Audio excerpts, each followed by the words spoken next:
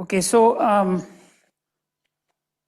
couple of caveats before I begin. I was going to talk on non-standard neutrino interactions, but I was asked last evening to also cover sterile neutrinos and short baseline anomalies, which are an important topic. So that's actually two talks, but I will try to sort of combine them because there is some connection which I will point out towards the end. And I would like to get to the end because that's when some of these things come together. So which means some of the details on some of the slides I will skip or go through quickly. And then you will have the talk and you will have references in case you wish to look at that more closely. Okay, so the first part of my talk will cover non-standard neutrino interactions, and then I'll go on to sterile neutrinos and short baseline anomalies. And then towards the end, I will try to draw a connection between both of these.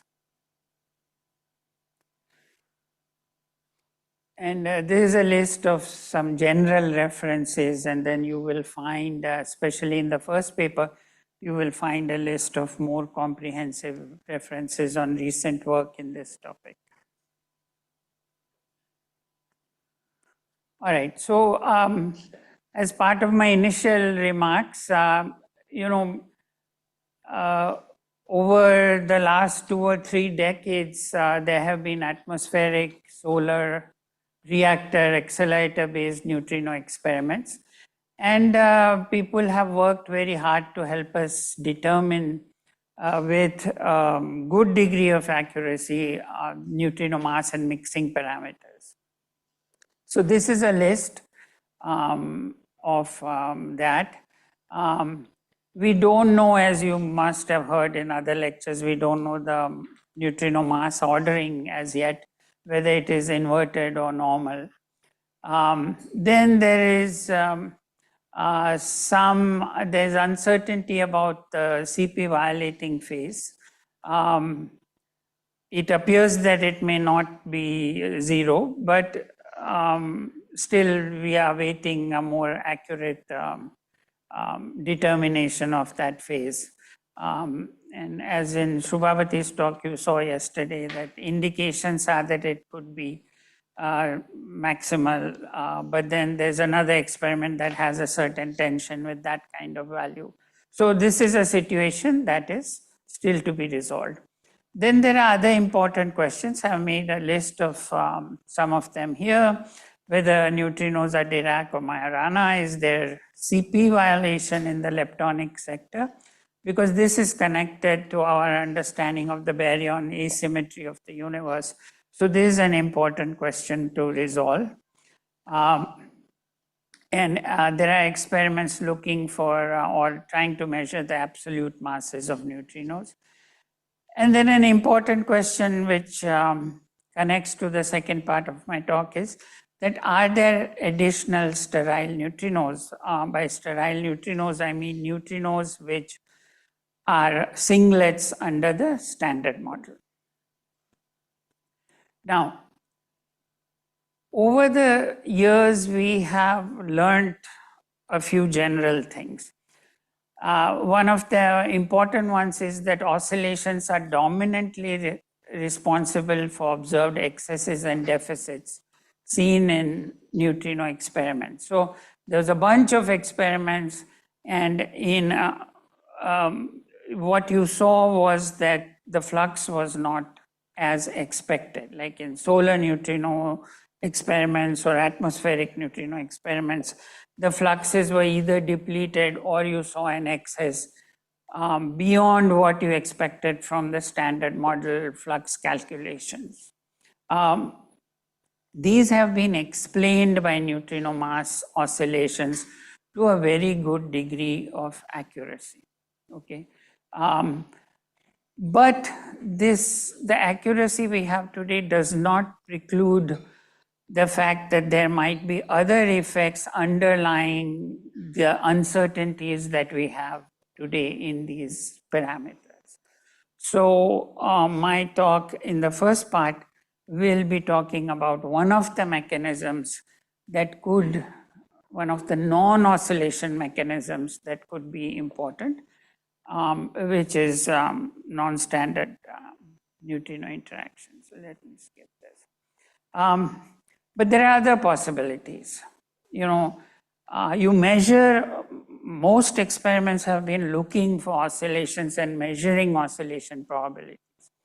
But underlying them could be subdominant mechanisms which are important, even though they have to be very small because we have good accuracies on oscillations. But these subdominant mechanisms are important because they hide the new physics that everyone is looking for. Okay, so decoherence is one of the possibilities that could affect our measurements of oscillation probabilities. And so when you produce a neutrino beam, there's an energy spread. If this spread, for instance, is too wide, then the different mass eigenstates separate as they propagate. And your oscillation probability that you measure in a detector will be affected by this decoherence mechanism. There are other mechanisms for decoherence. I'm just mentioning an example here. Now, another mechanism that could affect what you see is decay. So you produce a neutrino beam, but a neutrino beam is traveling towards the detector. But supposing you produce a muon neutrino beam and en route to the detector, it decays to, part of it decays to an electron neutrino. So again, when you make a measurement at the detector, you might think it's oscillations, but it's actually neutrino decay. Okay, so these are things that affect your measurements of oscillation probabilities. And you measure those oscillation probabilities, and then you fold them into these delta m squares and mixing angles. But if those oscillation probabilities are being affected by other things, then your delta m squares and your mixing angles are to an extent in error, although they are most likely largely correct, but they may be affected by these smaller effects. Okay, so NSI is another mechanism that could affect the probabilities, and which is the subject of the first part of my talk. So how do we understand non-standard interactions? These are basically new interactions and couplings of neutrinos beyond those that we know in the standard model. And they could be present when you're trying to produce the neutrino and make it produce the neutrino beam. They could be present as the neutrino propagates towards the detector, and they could be present when the neutrino is detected at the end of the beam line. And in principle, these NSIs are different in nature, as I will show. So these could affect the oscillation probability because you may see more or less than standard oscillations alone would predict. And they could also, so this is the importance in spite of being small. They're important because they hide new physics. They're important because they may affect our ability to answer the list of important questions that I put out on the first or second slide. Okay, so I want to emphasize that these NSI are not some strange new thing. They may arise from known beyond standard model physics theories like supersymmetry, GERT, left-right models, compositeness. So these are all new physics which could modify in principle the interactions that neutrinos have. So that's how it's hiding the new physics. It's also important that existing neutrino data is in fact, very well described by standard three-family oscillations. And the mass squared differences and mixings. How do we know that? Because we've done a number of experiments which cross-check each other. So you put together a picture of accurate measurements that is consistent from one experiment to the next. It's consistent from one atmospheric experiment to another atmospheric experiment. It's also consistent from one atmospheric experiment to another accelerator experiment. So there's a network of experiments which give you a coherent picture of oscillations. And so any changes to that would be small. Okay, so this is simply your standard oscillation and mixing matrix in the standard model, which you've seen before. Now, if I want to think about non-standard interactions underlying these standard model interactions, one way to do this is to think of a parameter that contains or subsumes new physics which lies at a higher scale. I'll say a little bit more about that. There's neutral current non-standard interactions, okay? So it looks like the weak Hamiltonian, but this parameter modifies that, and depending on the smallness of this parameter, you can detect it or not detect it. You add these parameters as the neutrino propagates through matter in the form of a matrix. The one is the standard model, and these are for different channels and mixings. If you involve a E lepton and a mu lepton, or a nu E and a nu mu, then your parameter that describes the change in the interaction is labeled like this, okay, and so on and so forth. What these parameters are doing is, okay, so let me also say something about this line. This is charge current interaction involving, say, a W boson. Again, these are parameters that will hide the new physics. Otherwise, it looks like the weak interaction Hamiltonian. When you have neutral current NSI, then you are looking at a beam that is traveling through matter and undergoing coherent forward scattering. So the neutrino is not being transformed into a lepton. There's no charged current scattering or coherent scattering obviously involved. So this happens predominantly when you have propagation through matter. And so this affects, I told you there were three types of NSI. You have production, NSI at production, NSI at detection, and NSI in propagation. So this will play a role there because the beam is simply traveling through matter and feeling the potential, okay, which gives it a different effective mass from its actual mass and adds or changes the oscillation probability by doing that. The charge current NSI is associated with transformation from, say, a nu mu to a nu E at an interaction point. Okay, so this could happen during production or during detection, or E lepton to mu lepton transformation, parameterized, as I said, by these things. So in any case, these parameters, what they are doing is hiding the new physics. So there's a heavy Z boson associated with a higher mass scale physics. Here's the regular W.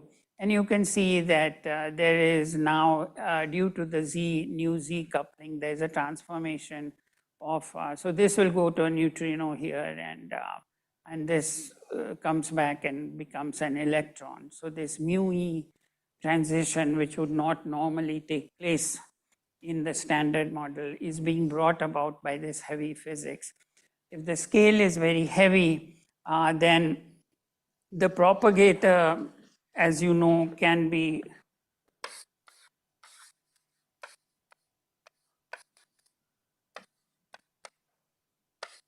so this dominates the momentum, this dominates over the q square, and we bring that out, and so it becomes part of the epsilon constant. The epsilon is a constant here, so it becomes part of that. And so on for various other heavy scale. There's a triplet Higgs doing some kind of non-standard physics here. And again, you would integrate that mass out. Compared to the momentum, that mass would be large. Okay, now all said and done, these are the this is the standard two-flavor oscillation expressions, which I'm sure you've seen many times through this course before in the in matter. And when I add NSI, it is possible, and this is important, it is possible to parameterize the, say, the nu e to nu tau oscillation probability in the same form that it has in normal oscillations, okay, except that the matter angle, which is something here, is now different from what it was. It contains components from the epsilon parameters, okay? But the form of the oscillation probabilities, this changes, but the form remains the same. Both of them will now contain components of these epsilons. So when you measure an oscillation probability, and that's based on your knowledge that the form is something like this, sine square 2 something times sine square delta m square.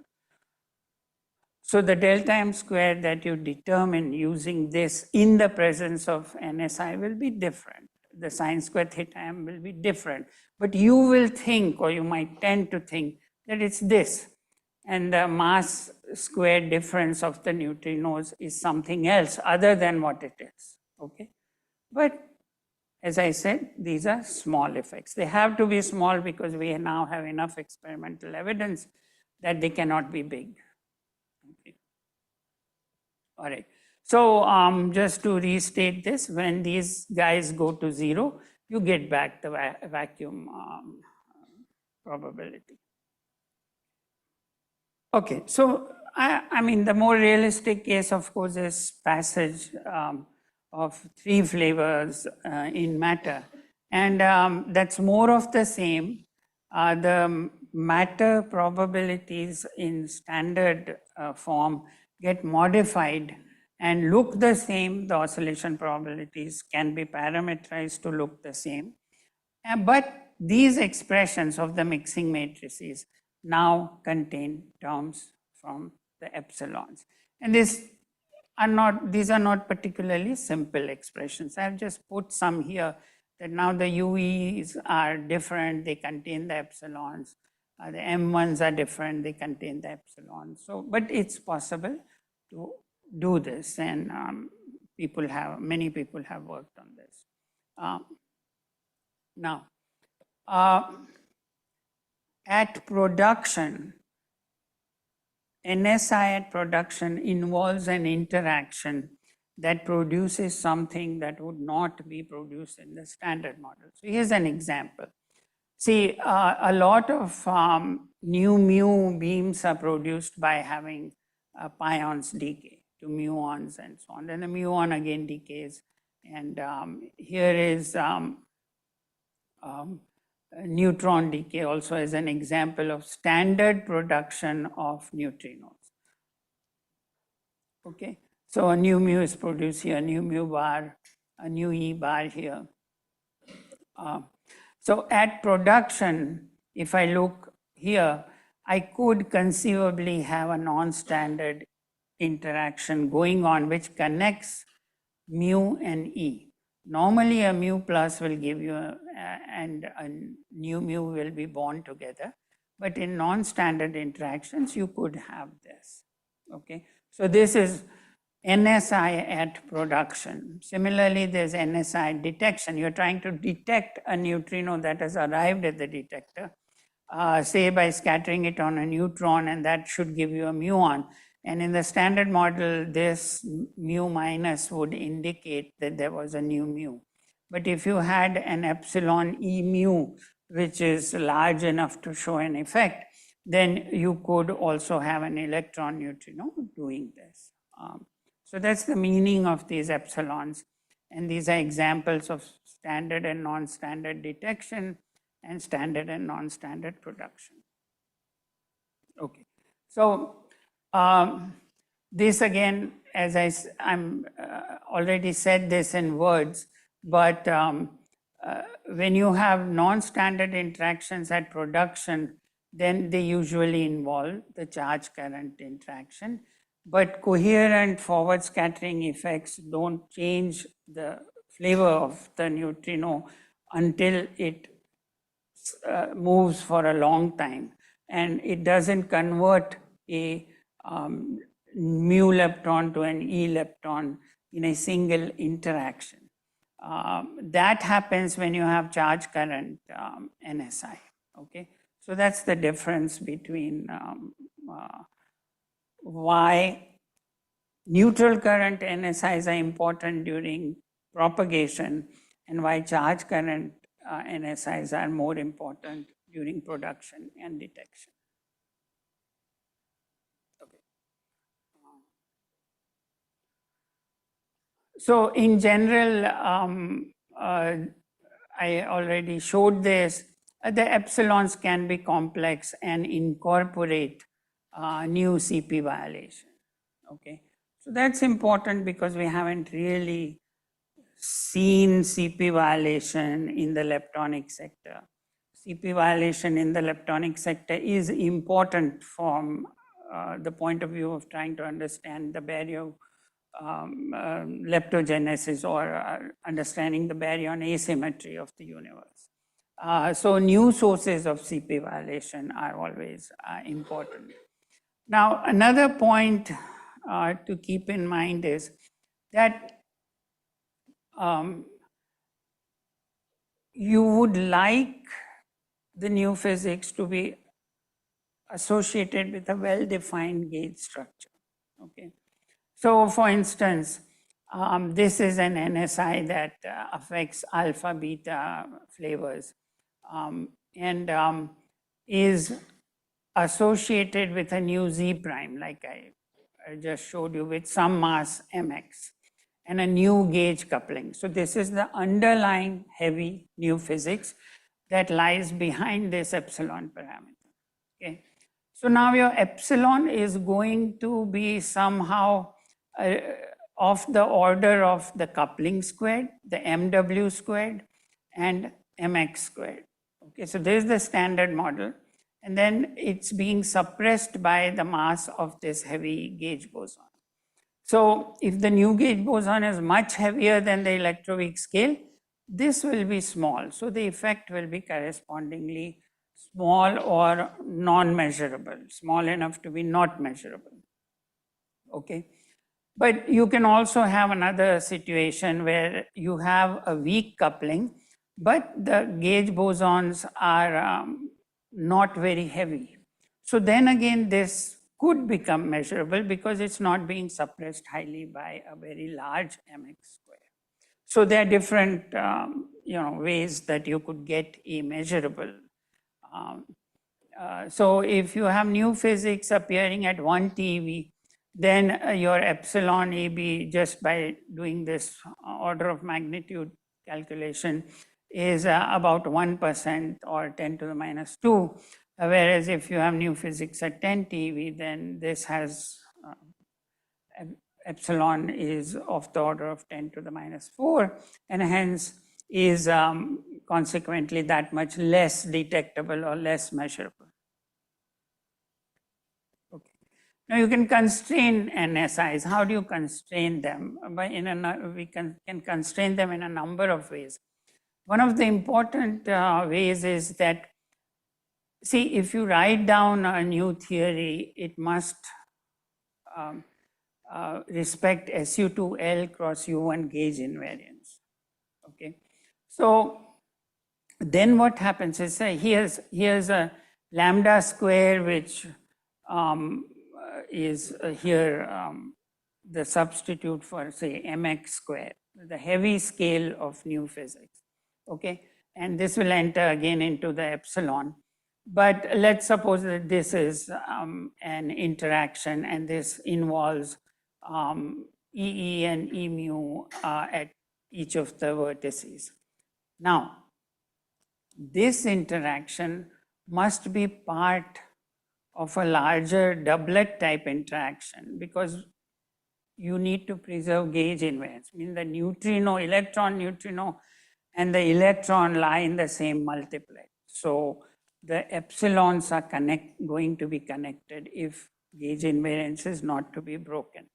So then this gives us a very good handle, because leptons are charged. We have lots more measurements on lepton interactions than we do on neutrino interaction.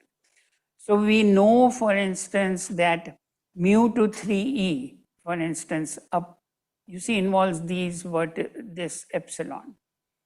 Okay, the mu goes to an e, and then and then there's two e's at the other vertex. To preserve this, this measurement, we know that this branching ratio is very small in the standard model. It's like 10 to the minus 12. So this constraint I can apply to the neutrino NSI by gauge invariance and get a very strong handle, which I otherwise would not be able to get from a neutrino experiment. Okay, so gauge invariance is a powerful way of constraining NSI. That's atmospheric neutrinos also help a lot in putting constraints, and these are formulae that involve the epsilons and matter in atmospheric neutrinos. You can do studies of the oscillation probabilities with or without NSI. And then atmospheric experiments measure the flux of neutrinos arriving at the detector, which of course depends on the survival probability of, say, muons, if you're looking for muon neutrinos at the detector. So then you can see that here cosine theta z is the zenith angle at which you are looking at.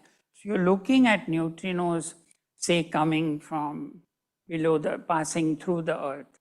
When you do that, depending on what the length is, you get differences between so you choose some NSI parameter or numerical values, and you will see that the fluxes differ. You can see the largest effect, the dashed lines are probabilities with epsilons in them. So for the longest baseline, you can see large effects from the solid line, which is the standard model. Okay, so you need to do systematic measurements in atmospheric experiments. That is one way to constrain the epsilon, depending on what flux you're looking at. So here you have mu tau fluxes, nu mu going to nu tau in a two-flavor approximation. And you can see here again, the dashed line is with NSI, the solid line is without NSI. And you can see that the effects are not very large.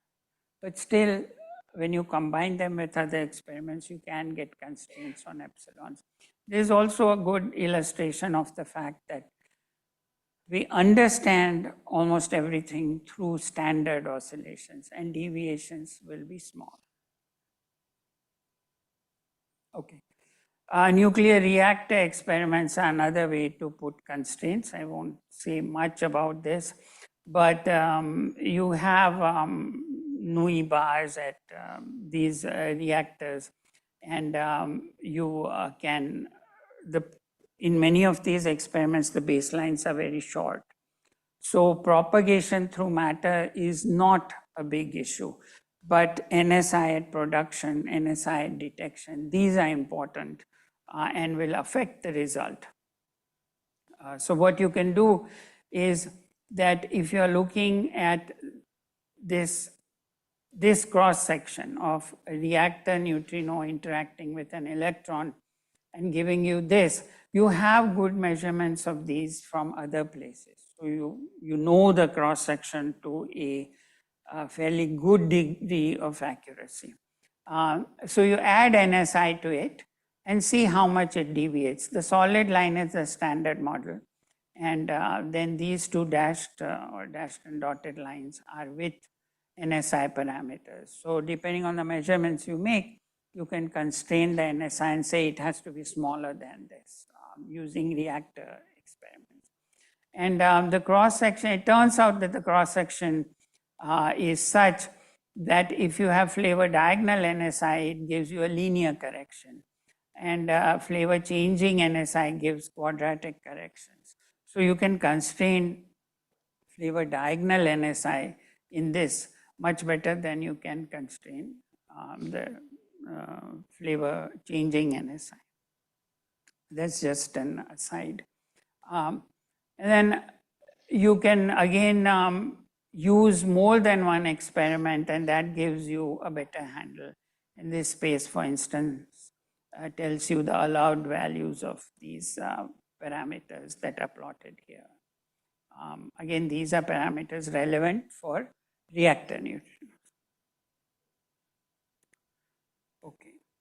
Now, one thing that I will use to connect to the second part of the talk is that this formalism that I have talked about so far is something that looks at new physics which resides at heavy scales. And it assumes heavy particles and loop contributions, like I showed you some Feynman diagrams which have those. And it assumes that you can integrate out the heavy physics and parameterize it in a single parameter called epsilon. And cast it in this form. It depends roughly on these values. On the other hand, what has happened is that at the LHC, we have not really found the kind of heavy and new physics that we expected would show up. Okay. So as a community, we were waiting for supersymmetry to show up, or evidence of compositeness could have showed up. They both involve heavy particles. But nothing, there seems to be no evidence of these things so far. So what has happened in the recent past is that there is more interest in searching for new physics at low energies. This conventional paradigm that all the heavy physics is sitting somewhere up there has been somewhat upended by the fact that we didn't see anything, even though we built the Large Hadron Collider. Okay, so then there's a part of the community that says we should look at low energies more carefully than we did. Of course, the low energy space has been explored very well. So whatever is there is hiding carefully. Hiding itself, disguising itself very well. This is unlike high energies because, well, we haven't been able to get to those energies, so, everything's sitting up there. That's a convenient way of looking at it. But that paradigm has been somewhat disrupted or disturbed to an extent, because there could be lots of new physics, but it could be sitting, say, an order of magnitude above the 10 TeV scale, at 100 TeV, or wherever, we haven't gotten there yet. But some of the community then is looking more carefully at low energies. when you do that, for instance, if you look for NSI at low energies, due to new low energy physics, you can't do this integration thing where you pull out all the heavy particles, because there aren't heavy particles there. You're looking for light things which you have missed in the first approximation. So the approach there to NSI will be different. And I will try to tie that up with the second part of my talk. Okay, so let me give you some conclusions about this part before I go on to the second part. So we have studied a lot of flavor transitions of neutrinos, and they are well fit by the standard oscillation picture. However, NSI could be playing a subdominant role in neutrino scattering. And as I have stressed, NSI is small, but the physics it could be hiding is very important. And hence it deserves study. This could be in production or detection or propagation. It could be hiding in these places. Now, again, as I stressed, analytic expression for the standard oscillations can be recast to include NSI. So then your delta M square is measured, you don't know whether it contains NSI or doesn't contain NSI. So that adds to this layer of uncertainty to your measurements at oscillation experiments. Now, there's lots of degeneracies. Why do I say that? See, I showed you, for instance, you take a 3-flavor mixing matrix element. It has a bunch of terms, including all these epsilons. And it has several epsilons in it. So if you make a measurement of that, let's say you could, in principle, make a measurement of that mixing matrix element, you don't know whether it's the epsilon E in that expression that is dominant, or epsilon E tau, or epsilon E mu. So there's a lot of degeneracy because the effect of one parameter can be offset by the effect of another parameter. So that requires detailed study and many experiments. At present, we don't have those resources, but slowly we are building up a picture that constrains these elements, epsilons one by one. And so existing neutrino experiments, as I said, we are using them to constrain these.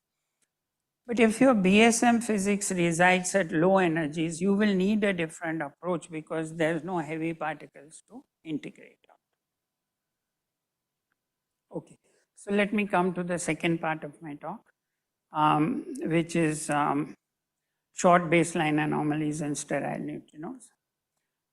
So any neutral lepton that is a singlet under the gauge group of the standard model is loosely referred to as a sterile neutrino. And masses can range from light to very heavy. Now, whatever you try to do when you try to build theory beyond the standard model, you find that you end up in that those theories have sterile neutrinos. I mean, most of those theories or models have sterile neutrinos as a component in addition to whatever other new physics. So they seem to be important in adding to the standard model. So there's heavy sterile neutrinos, and as you've heard, you can use them to explain the smallness of neutrino masses via the seesaw mechanisms. Now, important for this talk, for the rest of this talk, is that over the past 20-25 years or so, number of anomalous results have been observed in experiments involving the production and detection over short baselines. Okay, so experiments which are operating with small baselines. to explain those excesses and or deficits, the most obvious way was to invoke sterile neutrinos which have masses or in the EV region. Okay, standard model neutrinos are of course much lighter. So they've been invoked to understand these anomalies. Now, also people had invoked sterile neutrinos to explain the baryon asymmetry of the universe. Okay, in say leptogenesis, a sterile neutrino, heavy sterile neutrino decays to a Higgs and some fermions in a CP violating manner and so on, affecting leptogenesis. Now sterile neutrinos with mass, so these are usually heavy generically. Sterile neutrinos with masses in the keV or higher range have also been considered as dark matter candidates. So this is began with the famous Dodelson-Withrow mechanism where you had a sterile neutrino in the keV range and that mixed with the standard neutrinos and that caused oscillations and that populated this and it became a major component of dark matter. Since then, so the Dodelson-Withrow mechanism also predicted that there would be a decay of these sterile neutrinos into a photon, say, and a normal neutrino. And that decay has not been seen. But variants of this mechanism have been talked about and some of them have survived in the literature. Okay, the other place where sterile neutrinos play an important role are the short baseline anomalies that I'm going to be talking about shortly. These are not the EV scale sterile neutrinos that I just mentioned, although those also play a role. These are heavier sterile neutrinos, as you will see. So what are some of them? All right. So to put things in perspective, in neutrino physics, there are now important anomalies at low energies to which we must pay attention, okay, because they might be hiding important things. And I will talk about what the anomalous results are, what their resolution is, which ones survive today, and which ones have faded away. And they all involve sterile neutrinos. So here's, there's a gallium anomaly, okay? So you have radioactive sources and their spectra are well known. Now, these spectra are made to interact with a gallium atom that converts it to a germanium and an electron. So you count the germanium atoms. This is radiochemistry. And you are trying to measure the flux that you actually know from the source. And these are typically these baselines over which this happened is very small. These are centimeters. So it's like one of the order of a meter. This radiochemistry is which involves counting the germanium has been developed and is fairly well understood. So what was found was that you had a deficit which you did not expect. Okay, so that was one anomaly. Now to take care of, to definitively explore this, a recent experiment that has been built is called the BEST experiment.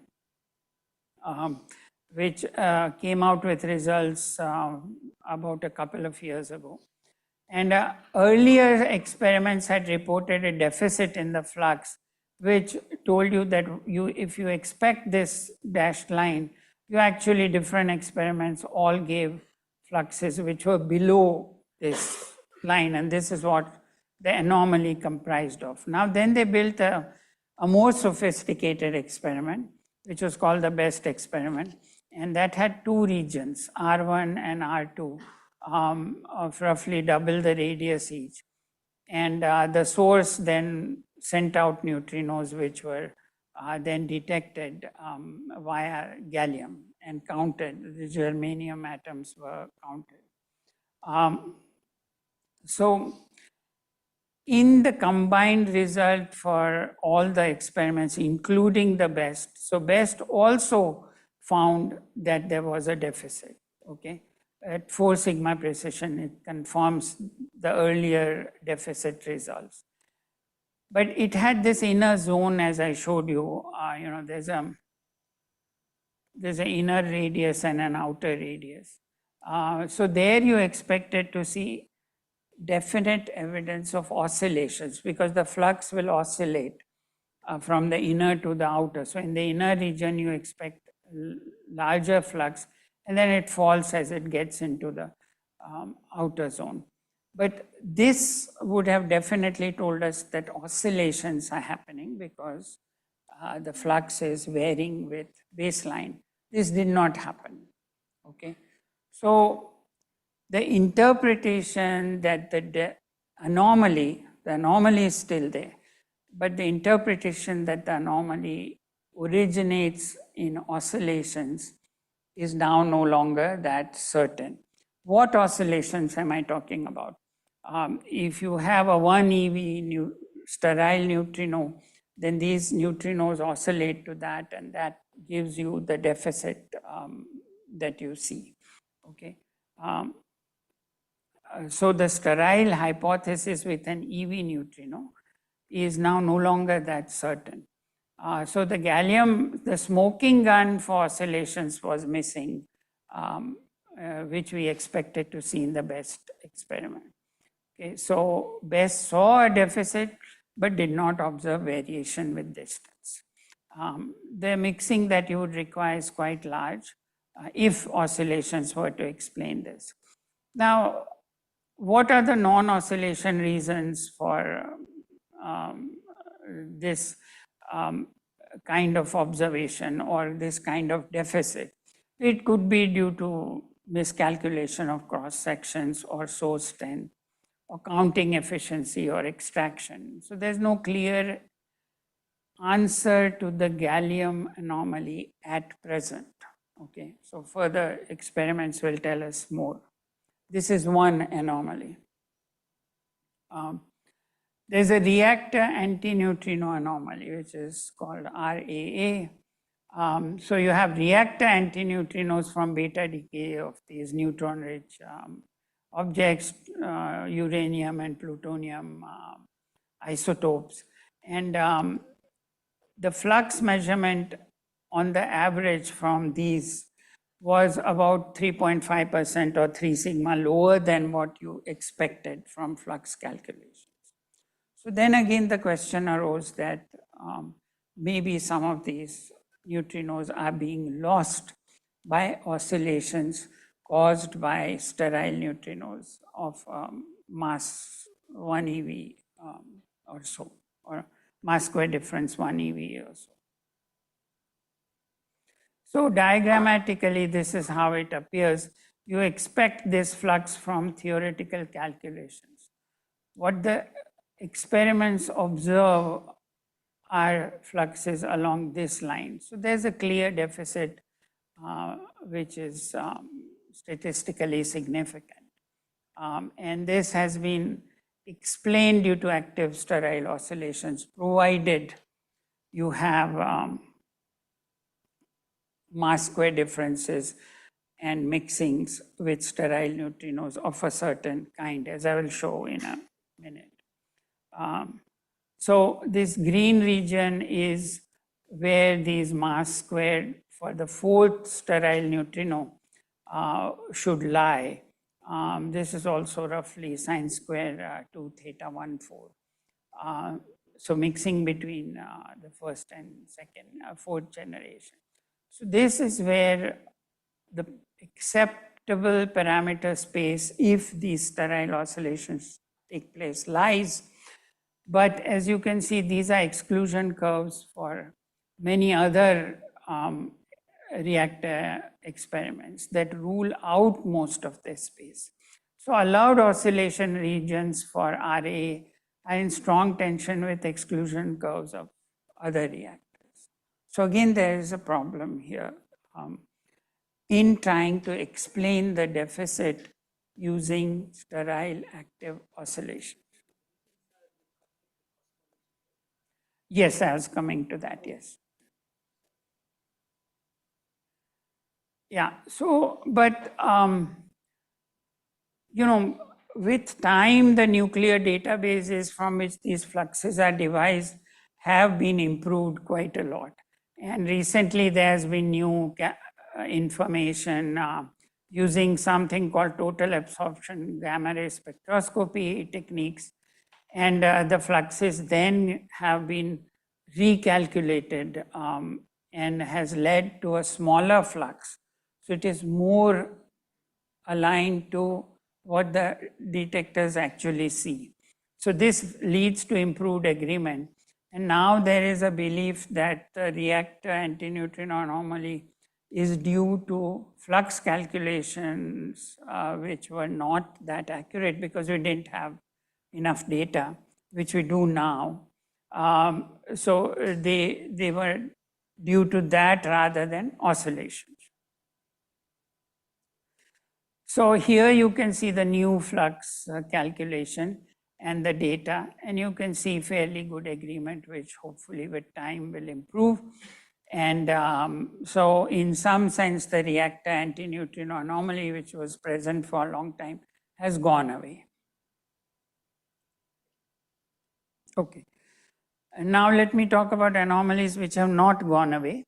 And the first anomaly I will talk about is mini boon, which is a mineral oil detector and has about half a kilometer baseline and neutrinos at 600 MeV and antineutrinos at 400 MeV.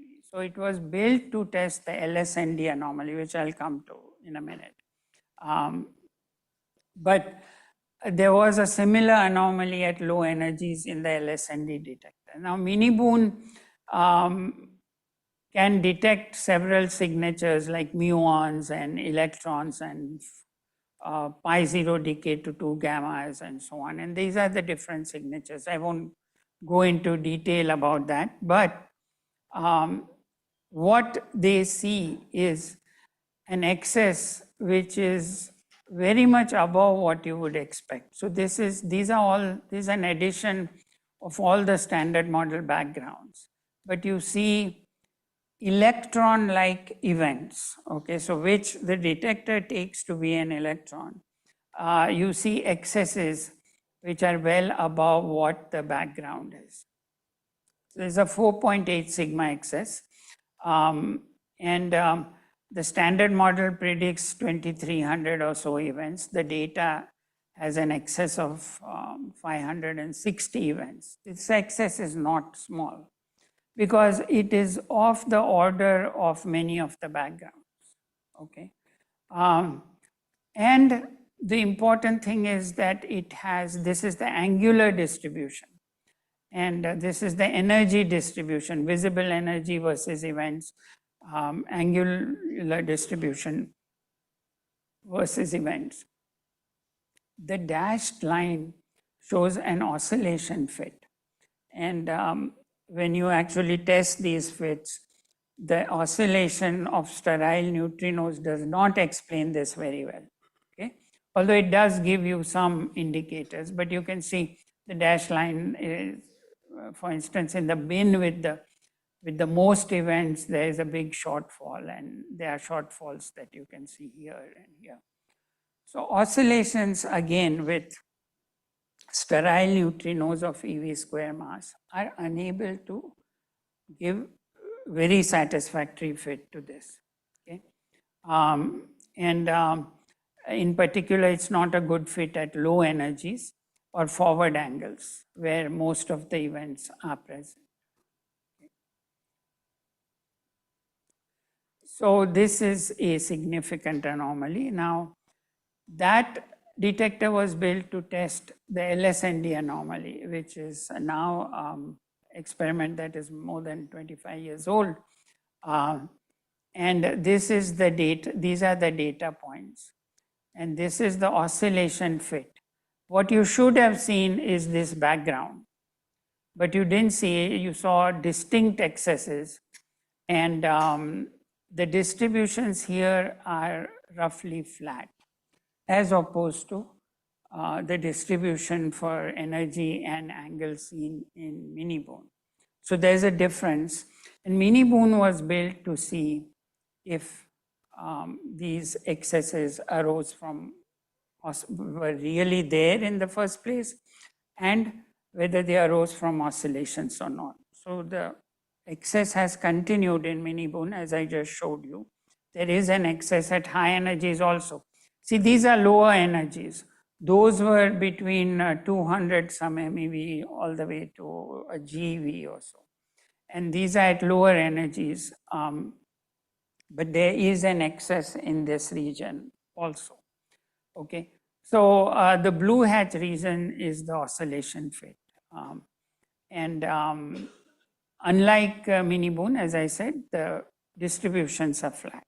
Now these are acceptance regions and exclusion regions for these anomalies. Okay, so this solid line, bullet-shaped solid line is the region which is best for mini-boon fits, and this is the best fit point.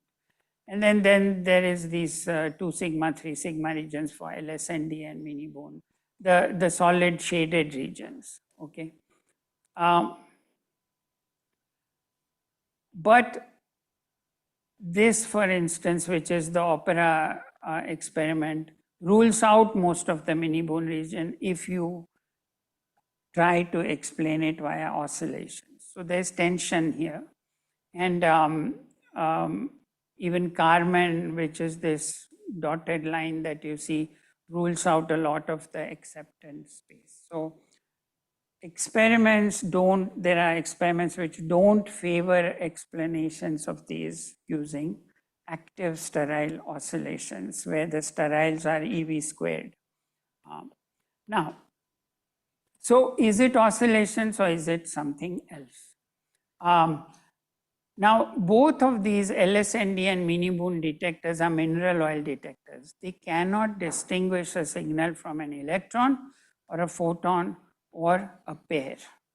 Okay, so that gives you some flexibility when you start thinking about non-oscillation new physics solutions to explain this.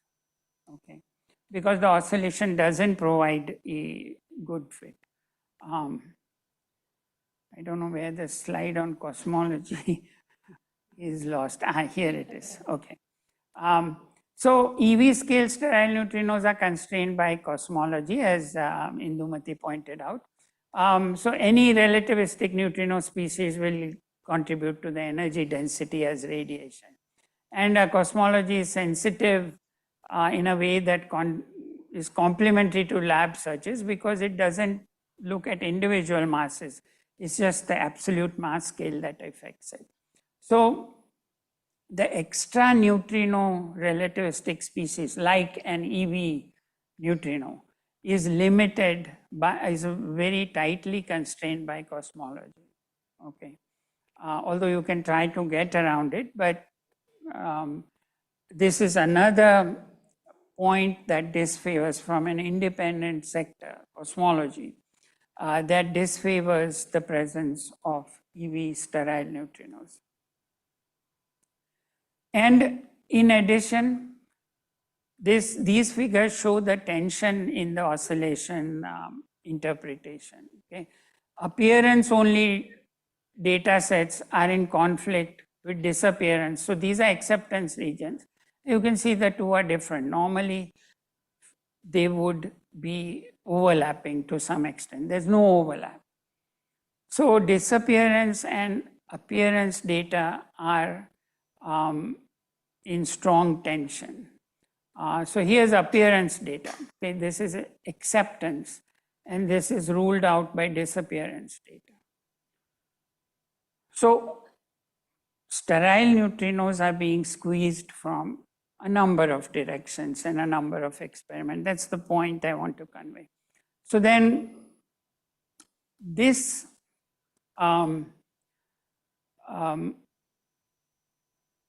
let me skip this. So this motivates us to explain the two long-standing anomalies, which are mini-Boon and LSND, using new non-oscillation physics. Okay, and that is what I'll talk about. And our third experiment was built to test mini-Boon, because mini-Boon also saw this excess, that is micro-Boon. And this time they used a detector which has very good identification capabilities. Unlike mini-Boon and LSND, which couldn't tell the difference between photons, electrons, pairs, this one can potentially distinguish those. And it's taking data and has released a number of interesting results. So let me say, what has it found in its effort to understand mini-Boon and LSND? So one of the backgrounds here, you see this light brown colored background, is neutral current delta to N gamma.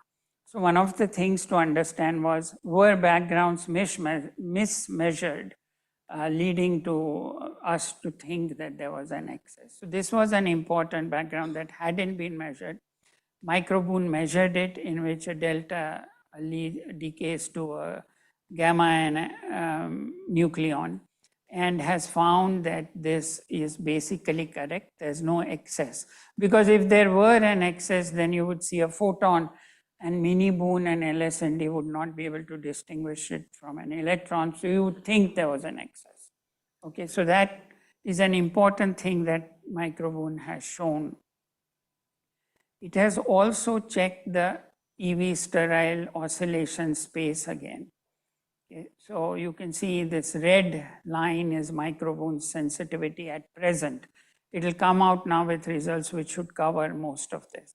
It has ruled out much of this accepted space that I showed you earlier. Another way to look at it is that if you have the sterile neutrino hypothesis, you will see an excess of electron neutrinos coming from oscillation. And micro-Boon has shown that the data here, this is micro-Boon data. This is where you would have expected it to be if you were getting additional electrons from oscillations, and you don't. Okay, in fact, what you see is lower than what you would expect from the standard model. So again, the oscillation scenario is being squeezed. So all of this, and I have to quote micro-Boon in their latest paper. They say that the results favor the hypothesis, disfavor the hypothesis that the mini-Boon low energy excess originates solely from an excess of NUI interactions. Instead, one or more additional mechanisms are required to explain the mini-Boon observations. Now, these references which they quote, I have listed here. These are attempts to understand the mini-Boon and mini-Boon results mostly by new physics. Okay, so a number of people have attempted that. And I will take as an example some work that we did to explain how this connects to the first part of my talk, and to also take you through the thinking process of what do you try to do when you try to understand a result that is constrained. Why do I say it's constrained? Because you have to fit a definite and unusual energy distribution, which is flat in one experiment and sharply peaked in another, and a flat and sharply peaked angular distribution also in LSND and mini-Boon. So you have to come up with new physics that is credible and does the job in a good way, in a natural way. So here's a sort of schematic diagram of what could be causing. Now this is an example of non-standard interactions, which I cannot conveniently parameterize using the parameterization that standard parameterization that was made for high scale physics. This is all at low energy. The Z boson here, so a new mu comes in. It upscatters to a sterile neutrino. These sterile neutrinos are not EV. They are MEV or GeV, or not GeV because there isn't enough energy, but MEV scale, and they are not connected to oscillations. Now this will decay to another sterile neutrino via a new Z prime in this mechanism, which many people have used. And this Z prime will decay to E plus E minus. This E plus E minus will be mistaken for an electron in mini-boon and LSND and accounts for the excess. This is a generic picture of what happens in these. Now, we were looking at the same problem, and we also put out a paper with this Z thing. But what we found was that when you add a vector mediator, you cannot really explain LSND and mini-boon both. You can explain mini-boon well. So we wanted to try to explain both mini-boon and LSND, whereas with a heavy Z prime, you can explain good fit, get good fits to mini-boon, and a number of people did that. So we studied the cross section. Okay, so here's the energy of LSND and the energy of mini-boon. And we studied how the cross section behaves at these energies if the mediator is a scalar and if the mediator is a vector. Now, the dotted lines are scalars. Okay. So you see, this is a typical scalar mediator behavior. It's high at these energies, the cross section, but it falls rapidly. The advantage of that is that vector mediators run into other constraints from Charm, from Minerva, and other experiments at higher energies because there is a rising cross section. The solid lines are vector mediators. So you need something that falls rapidly, and a scalar mediator does that for you. But the vector mediators are also not able to explain LSND simply because they are falling rapidly, whereas the scalar cross-section is rising rapidly in the LSND region. So it still gives you enough events. The vector mediator does not give you enough events to explain LSND. So this kind of study pointed us to scalar mediators rather than vector. And then you try to guess the mass of the scalar mediator. If the scalar mediator is light, like this is 50 MeV mediator, okay, a Z prime, and this is a vector, and this is scalar. So both of you give you events in this bin. That's not what you want. If you remember the mini-boon distribution, it was distributed, there were events in the forward bin, but there were also events and excesses in the other bins. So for that, you need a second mediator. And that, in the scalar case, you begin to get a glimpse of what you, if you add this and this, you roughly start to get something like the mini-boon distribution. So the model that is built uses this study to understand how to build the NSI model that will give you an answer. So I won't go into details, but the process is the same. A new mu comes in, it upscatters to this, but there are scalar mediators here. And the model has a second Higgs doublet and a dark singlet. And there are 3 right-handed neutrinos which are required anyway to give the neutrinos seesaw masses. And you end up agreeing with world oscillation data. And plus the right-handed neutrinos take part in the interaction. So they play a double role in this sense. So then you look at how well you can fit things with this. So this blue shaded region is our fit for mini-Boone energy distribution and the mini-Boone angular distribution. And the blue shaded region is again our fit for LSND. So you get a flat distribution here and a non-flat distribution, which you would like here. So why is that? Yeah. So the shapes here are because this is very low in energy, very low energy thing, whereas here there is a prompt decay of the object which you don't have in the first case. So you end up getting much flatter distribution and the coherent. So if you remember, LSND produces a neutron in the final state. Now that means there's an incoherent interaction because there's no coherent effect. Whereas in mini-Boone, you have a strong coherent effect, which is coming from forward scattering of a light scalar. So it's filling up this bin here.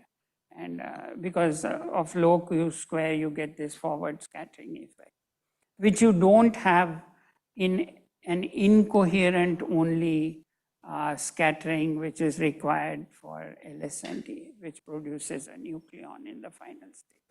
So it's actually due to the coherence effect in mini-Boone versus in LSND.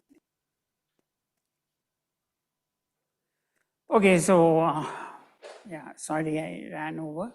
But in conclusion, short baseline anomalies like the gallium source, LSND have reached a stage where there's a lot of activity in experiments going on.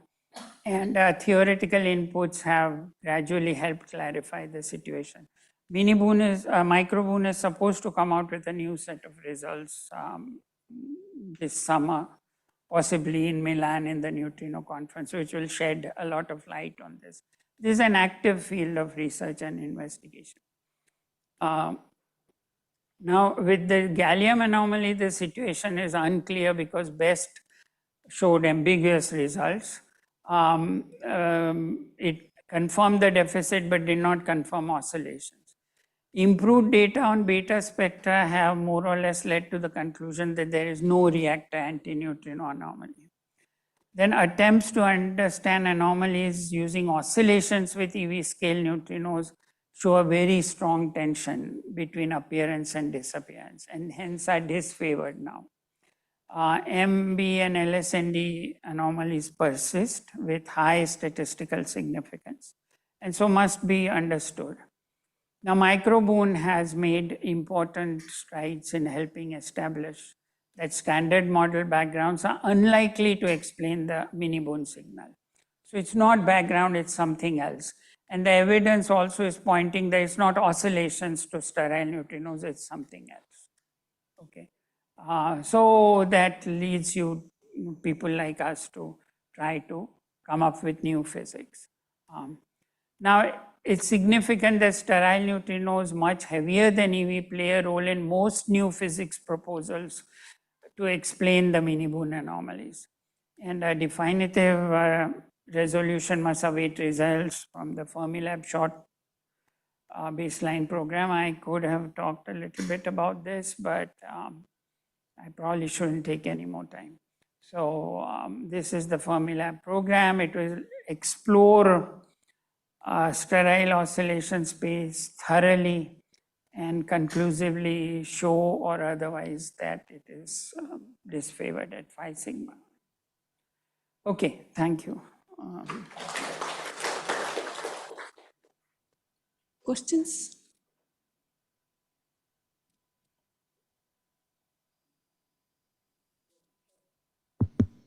Hello. Yes. Sir, so two questions. So first one is like you said that BAST was trying to detect the dependence of the baseline. There was the inner core and the outer core, but like they were very like there was a limiting part also, right? So the electrons can also interact, let's say, very outer region of the inner core and very like closer.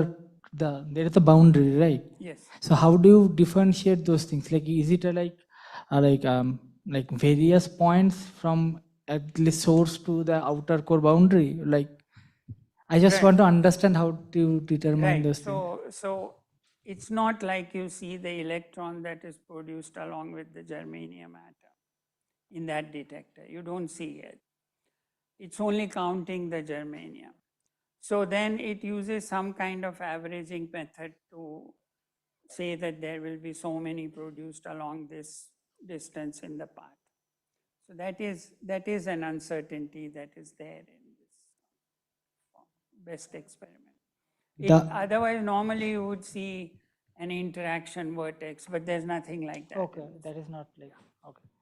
And the models that he showed for the microboon anomaly, they said that there are some different models that should be considered to explain the Ellis-Indian mini-boon anomalies, right? Yes. They discarded the sterile. I just showed you what we had done, but other No, people. no, no. There were like 6 or 7 yeah, things. yeah. So I was thinking like how they factor into explaining the microboon. Like, can they explain the microboon results also in together with those things? Okay.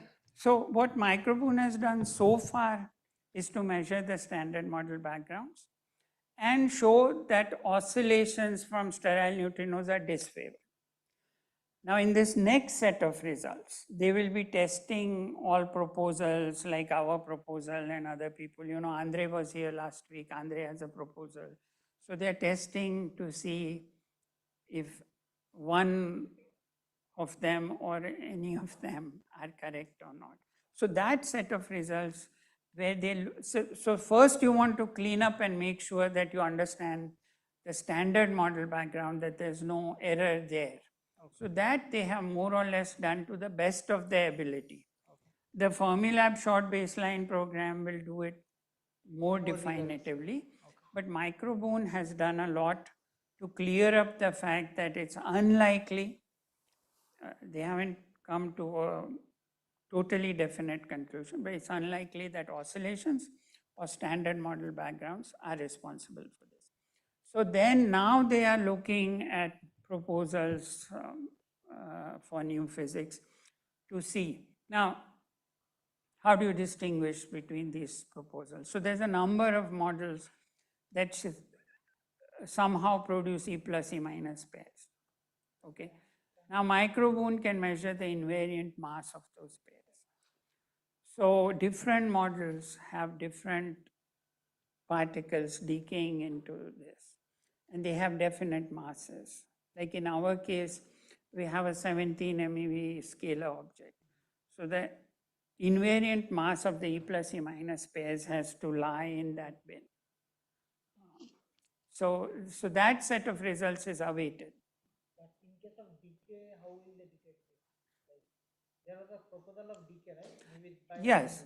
Yes, so decay is of course different. This is an interaction in the detector. Decay has so many people have written so many new proposals. I showed, I didn't go into that because that's a separate. A lot of people, including for instance, Andre's proposal involves decay as the beam moves towards the detector. So again, those are not that easy to test. Okay, but production in the microboon detector is easier to test. So it's still a work in progress, all these things. Okay, since we are running out of time, let us thank Professor Raj again.